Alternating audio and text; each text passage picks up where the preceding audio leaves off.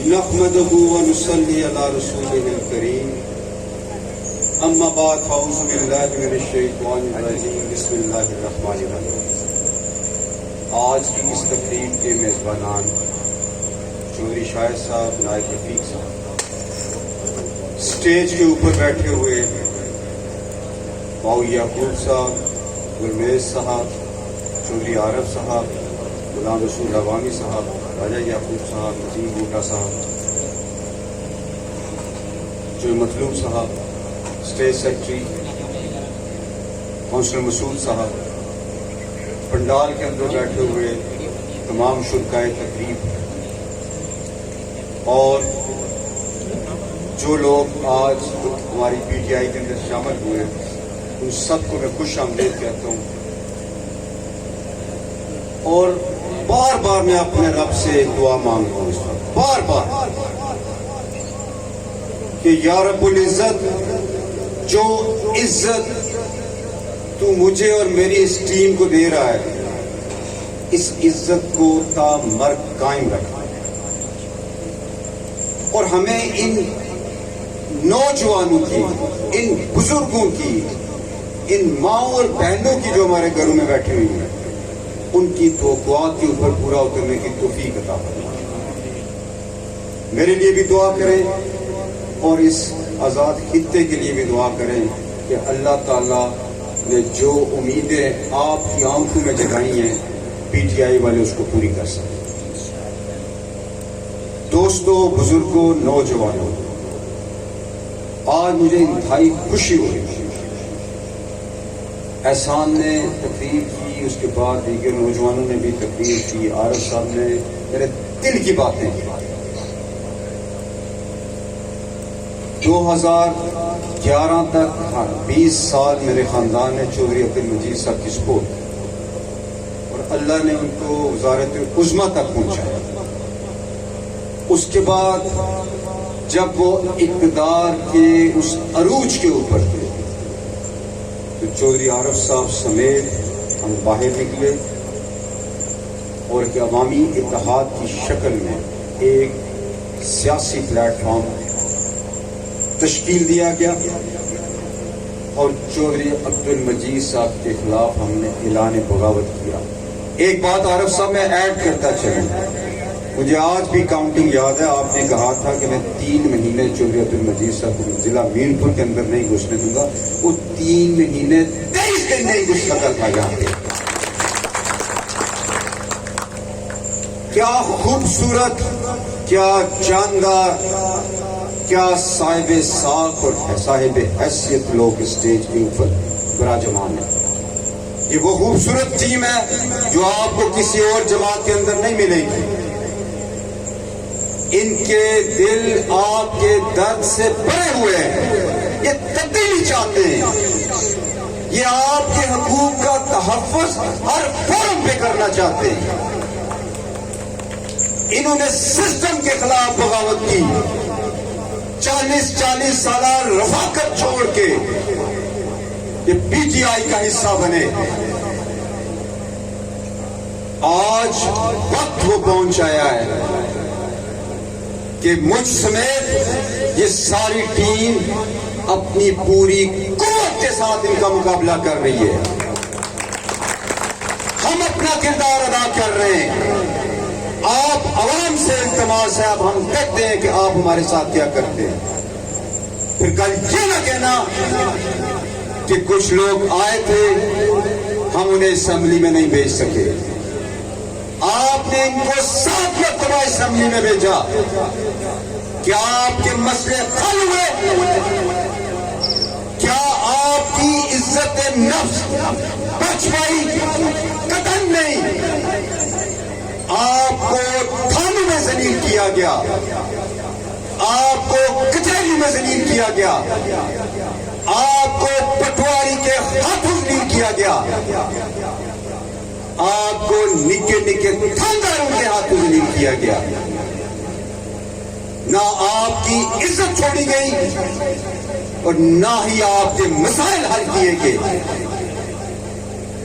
किस चीज को देखते हैं? यहाँ पे नाम निहाद ठेकेदार बरादरी जिन्होंने सत्यानाश कर दिया, इतनी काबल बरादरी, भैंस बरादरी का सत्यानाश करके रख दिया इन 5-6 गठबंधनों ने।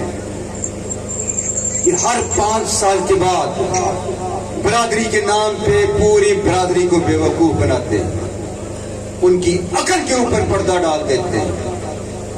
और ये किसी ने बड़ी खूबसूरत बात की इन्हीं की पार्टी से, उन्होंने कहा कि इनकलाबी साहब अगर सिर्फ अकेले खड़े हों तब भी नहीं जीत सकते।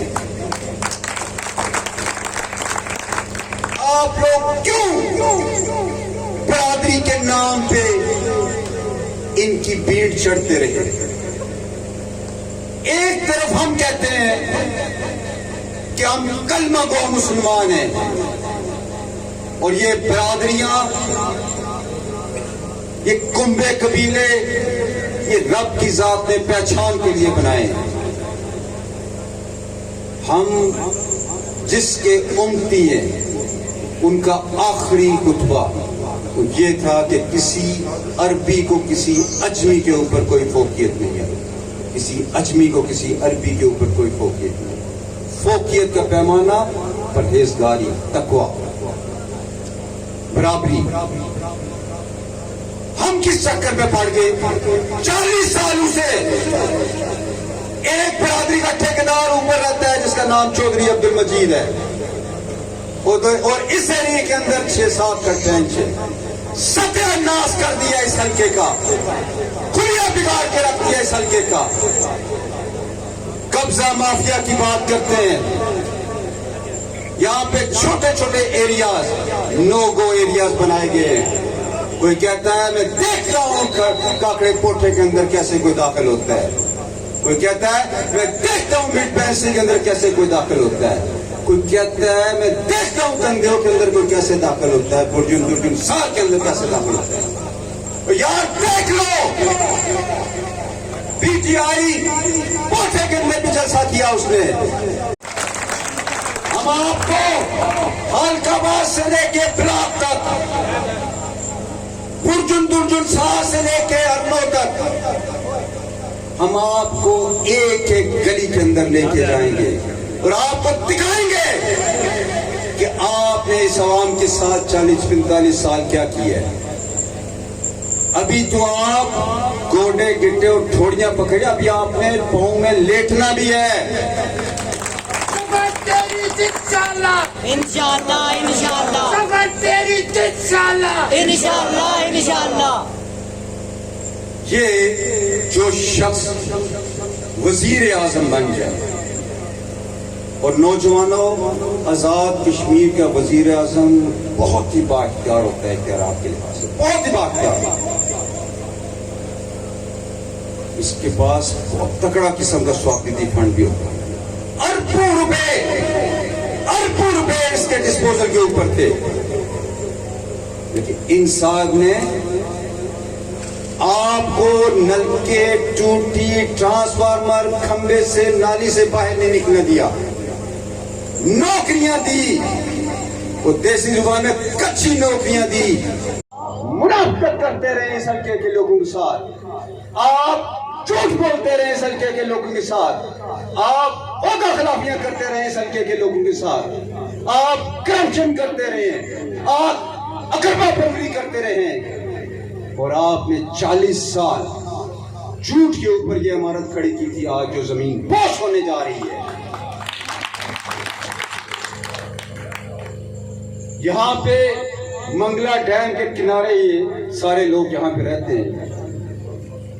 जिस वक्त अगर इस शख्स को आपसे कोई गर्ज होती, तो जिस वक्त पानी रेज हो रहा था, इंपाउंडिंग हो रही थी इस डैम के अंदर, उस वक्त चौधरी अब्दुल मजीद साहब कहां थे?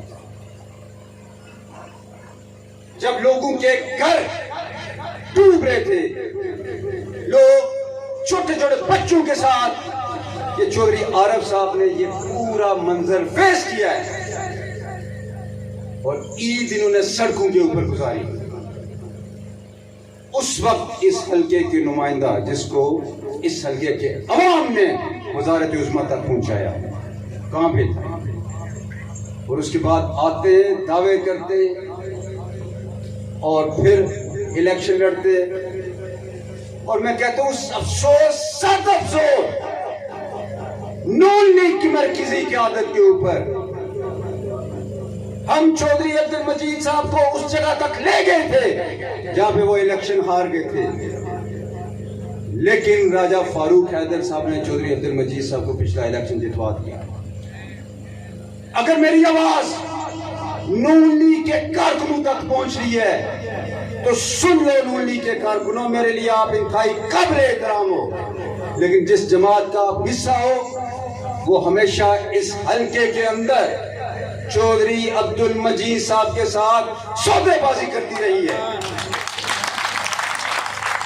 वो आपका मैंडेट बेचती रही है। वो हमेशा चौधरी अब्दुल मजीद साहब को सीट दे देती रही है। नून लीग के दोस्तों, आपका कसूर क्या है कि जब आपका मरकजी कायद आपकी सीट भेज दे, आपकी मेहनत को भेज दे, आपके खून पसीने की मेहनत को सरे बाजार भेज दे चौधरी अब्दुल मजीद के साथ। हमने चैलेंज किया, पीटीआई ने पाकिस्तान के अंदर भी इस माफिया को चैलेंज किया।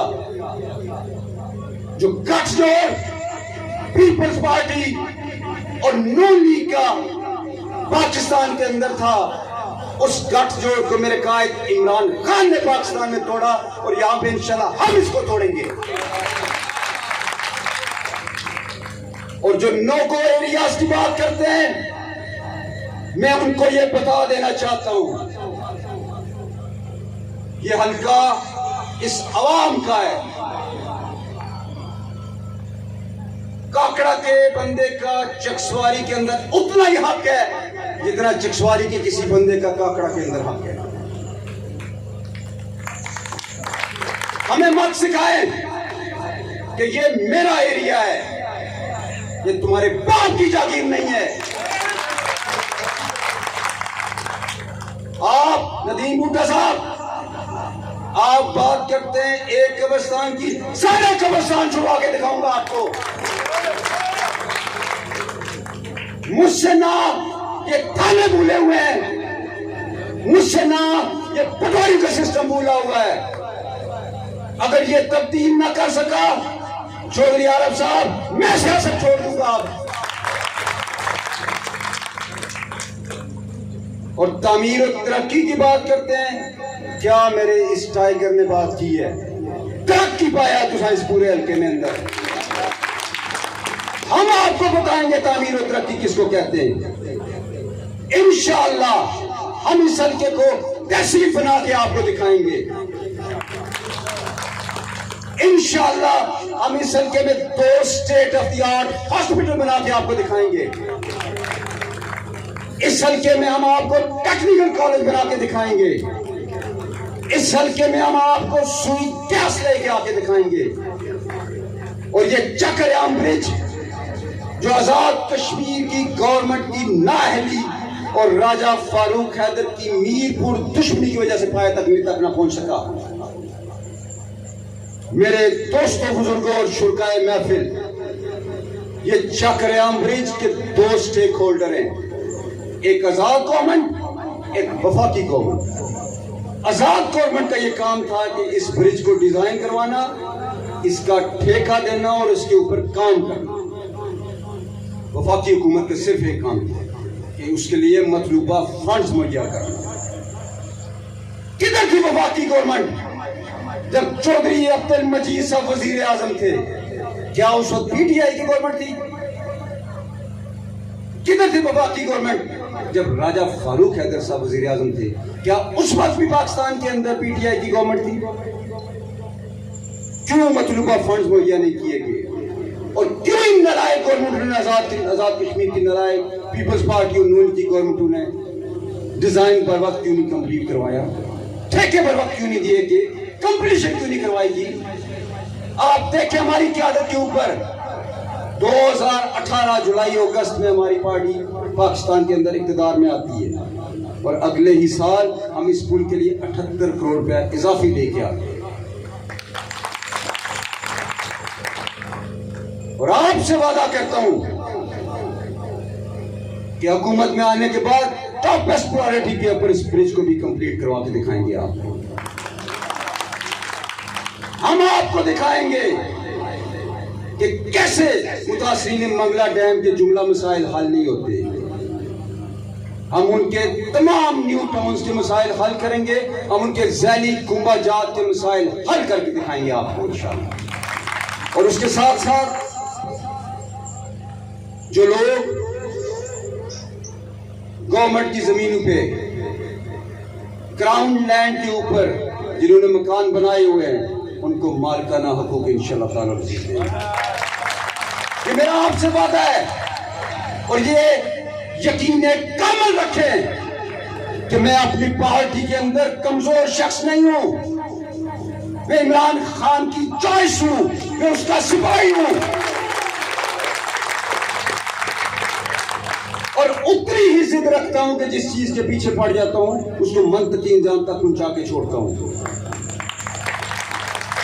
चौधरी अब्दुल मजीद साहब को मैंने उस वक्त चैलेंज किया था जिस वक्त वो इक़्तिदार के बामे अरूज के ऊपर था और मैंने उसके एक बंदे को ये बात कही थी कि इस वक्त चौधरी अब्दुल मजीद साहब सिस्टम के अंदर हाथी की ताकत रखते हैं, हैसियत रखते हैं और मैं एक चूंटी हूं, लेकिन ये चूंटी इस नासूर का वो हशर करेगी कि ये याद रखें।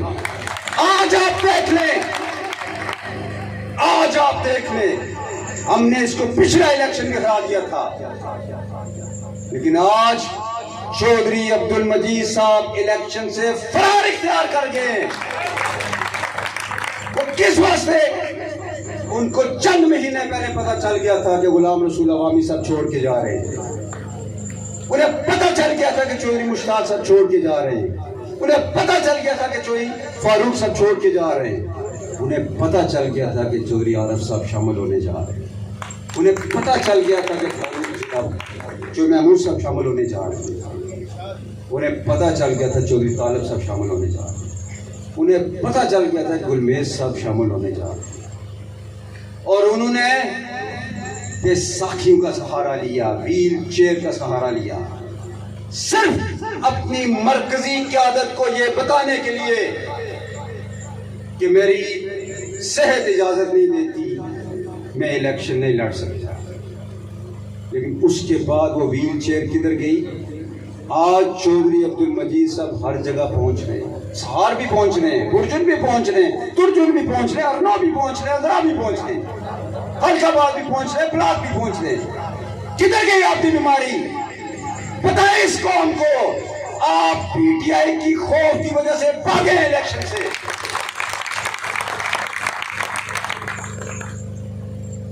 राजा वसीम साहब ने बात की, हमें भूलना चाहिएगा।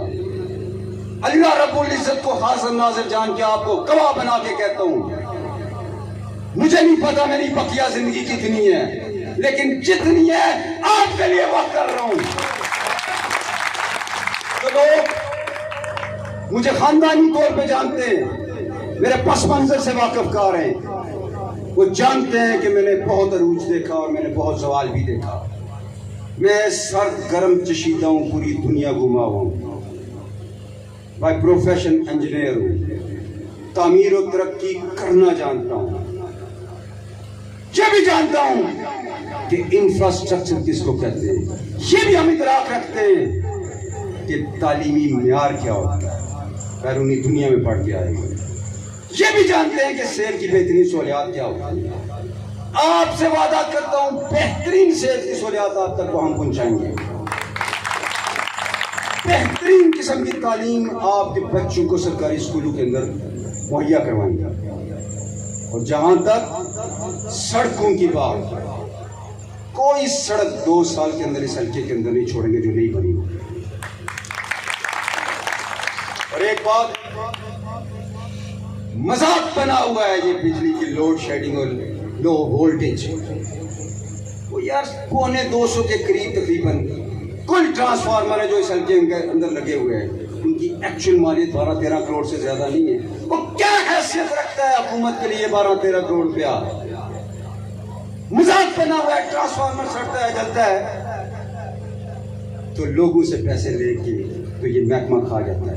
मैं देखूंगा कैसे महकमा खाता है आप। इंशाअल्लाह ताला वल अज़ीज आपकी इज्जत नफ्स का भी ध्यान रखेंगे, आपको थानों के अंदर तहफ़्फ़ुज़ भी कराएंगे और थानेदारों को ये सिखाएंगे कि अवाम की इज्जत कैसे की जाती है। हम इमरान खान के सिपाही हैं, ये क्या समझते हैं कि हम इनके आगे सरनगू कर देंगे? कतई नहीं। मैं खुदा की ज़ात के मैं उस रसूल पाक सल्लल्लाहु अलैहि वसल्लम रोजे के ऊपर मैं वादा करके सियासत के अंदर खुदा की कसम आया था। और सियासत को एक नजरिए के तहत, एक मिशन के तहत, एक विजन के तहत ईमान की हैसियत रख के इस अमली सियासत के अंदर आया हूं। ये हो ही नहीं सकता,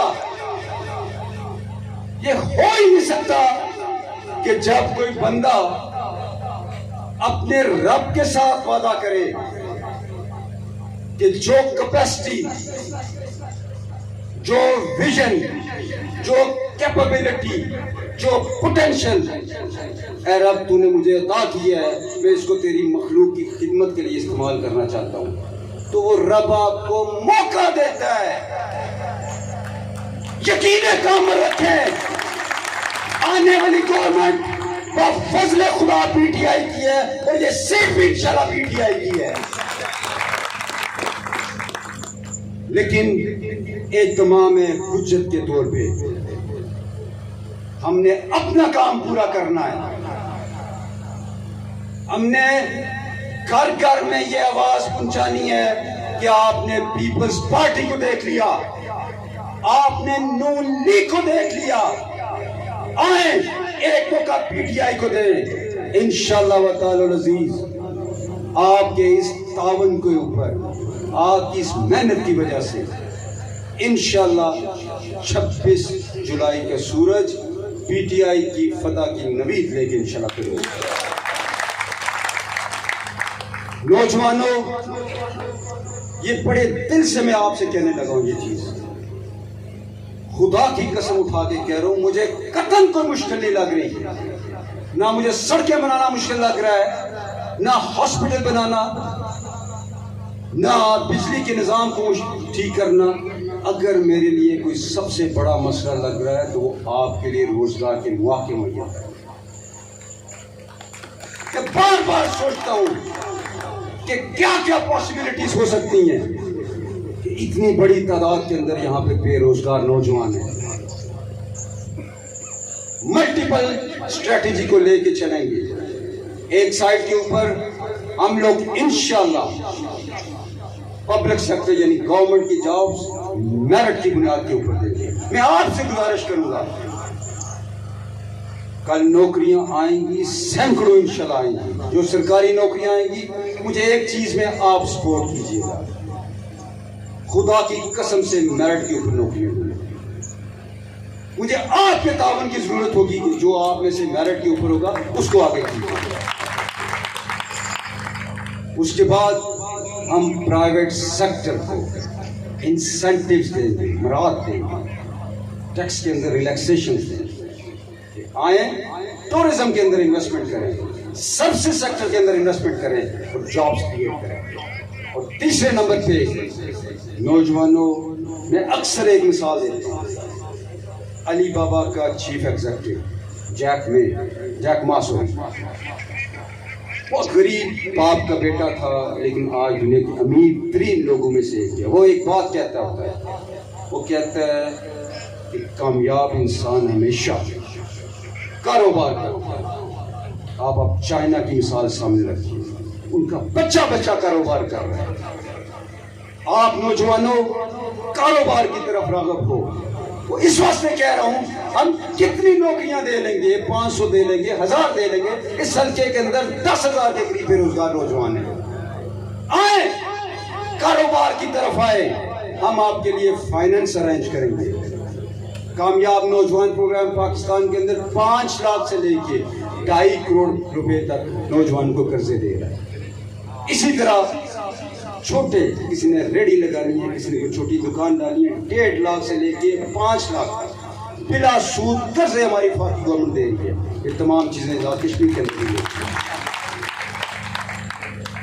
आप लोगों से आखिरी गुजारिश है, मैं पूरे हल्के के अंदर एक एक जगह पे हम जा रहे हैं, लोगों का रिस्पांस देख रहे हैं, लोगों की तवक्कुआत हमारे साथ बहुत बढ़ चुकी हुई है। हम अपने तय हर मुमकिन हद तक आपकी तवक्कुआत के ऊपर पूरा उतरने की कोशिश करेंगे, लेकिन 25 जुलाई तक आप न दिन देखें न रात देखें, एक दफा अपना हक पूरा करें, अगला इंशाअल्लाह ताला अज़ीज़ है। ये शख्स आपसे वादा करता है अपनी टीम के ताउन से अगले 5 साल हम आपकी खिदमत करें। इन्हीं अल्फाज के साथ इजाज़त चाहूँगा। अल्लाह हमारी दुआओं को कबूल करे, हमें ये हिम्मत और तौफीक अता फरमाए कि जब हम आपके पास अगले 5 सालों के बाद आएँ तो हम आपके सामने शर्मिंदा ना हो। अल्लाह ताला आप सबका हामी और नासर हो।